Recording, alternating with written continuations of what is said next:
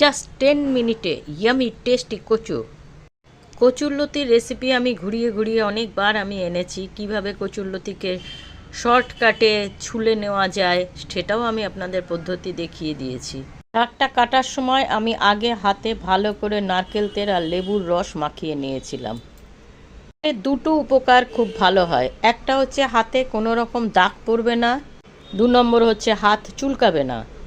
নুন দিয়ে এটাকে একটা সিটি মেরেছি, তারপরে স্ট্যান্ডিং টাইম দিয়েছি, একটা ছাঁকনির মধ্যে চেপে ভালো করে রসটাকে বার করে নিয়েছি। কচুর শাক অ্যাকচুয়াল মেথি ফোড়ন দিয়ে করবেন। তেলের মধ্যে মেথিটা ফোড়ন দেবেন, যখন গন্ধটা চলে গেল সম্পূর্ণ তেলে এবার মেথিটা তুলে নেবেন, তা না হলে আবার তিতা লাগবে। কিন্তু আমার কাছে আজকে মেথিটা নেই বলে আমি বাধ্য হয়ে 5 ফোড়ন দিয়ে আপনাদেরকে দেখালাম। এই রান্নাটা অ্যাকচুয়াল আমি সম্পূর্ণ আমার মায়ের কাছ থেকেই শিখেছিলাম। পেঁয়াজ, টমেটো, আদা রসুনের পেস্ট এগুলো একটু ভালো করে নাড়াচাড়া করে মুজিয়ে নেব।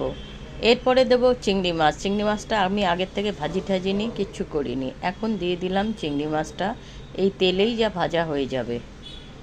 এবার যে কচুর শাকটা নিগড়ে রস বার করে রেখেছিলাম সেই শাকটা দিয়ে দিলাম, কোনো রকম যেন রস না থাকে।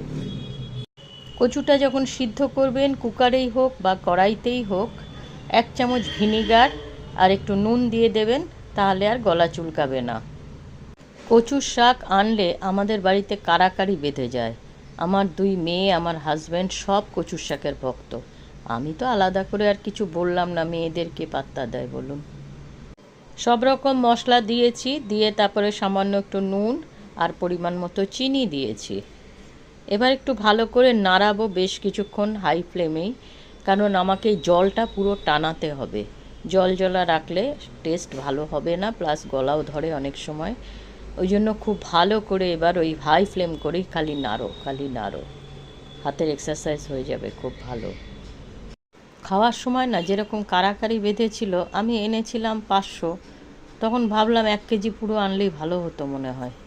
আমি বললাম কজন লোক মাত্র, কত আর লাগবে। গরম 1 থালা ভাত নিয়ে বসে পড়ুন, হেভি।